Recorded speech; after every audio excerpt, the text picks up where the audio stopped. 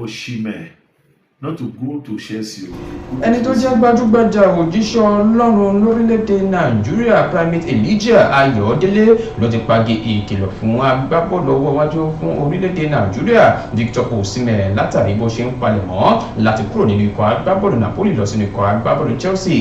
Olùdásílẹ̀ ilé ìjọsìn tí a mọ̀ sí INRI Evangelical Spiritual Church ló ti pagi ìkìlọ̀ wípé ìlọ sínú ikọ̀ agbábọ́ọ̀lù Chelsea ni yóò ṣe ìpalára fún Victor Osimeh. Nínú fọ́nrán kan tí Primate Ayọ̀délé fi rọ Victor Osimeh ní pé kó rò ó dáadáa kó tó lọ darapọ̀ mọ́ ikọ̀ agbábọ́ọ̀lù Chelsea wípé eléyìí ó ṣeéṣe kó gbégi dínà ìlọsí iwájú rẹ̀. Primate Ayọ̀délé wá gba àjọ tó ń rí sí bọ́ọ̀lù aláfẹsẹ̀gbá lórílẹ̀‐èdè Nàìjíríà lámọ̀ràn wípé kí wọ́n ṣọ́ra ṣe pé tí Osimeh bá ti lọ darapọ̀ mọ́ ikọ̀ agbábọ́ọ̀lù Chelsea kí wọ́n má pè é mọ́ bíi ti tẹ́lẹ̀ sínú ikọ̀ agbábọ́ọ̀lù orílẹ̀‐èdè Nàìjíríà Super Eagles. Òun òun tún pagi ìkìlọ̀ fún Victor Osimeh pé ibi tí ọ̀rọ̀ dídò yìí kí ó gbìyànjú láti lo ọgbọ́nú tó bá fẹ́ kúrò nínú ikọ̀ agbábọ́ọ̀lù Napoli. Bí ẹ kò bá gbàgbé láti gbà tí Victor Osimeh ti fi èròǹgbà rẹ̀ hàn wípé òun fẹ́ kúrò nínú ikọ̀ agbábọ́ọ̀lù Napoli ni àwọn ikọ̀ agbábọ́ọ̀lù bíi Chelsea, Arsenal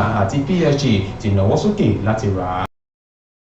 I want to quickly advise, as directed, Osimeh not to go to Chelsea. If you go to Chelsea, you will not shine and to kill your career. NFF, if Osimeh go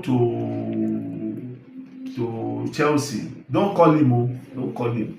And also calling Osimeh to Nations into Super Eagles, they still need to review it properly.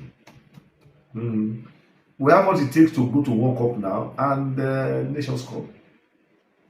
Please, we'll begin to preview all of this and see how it goes.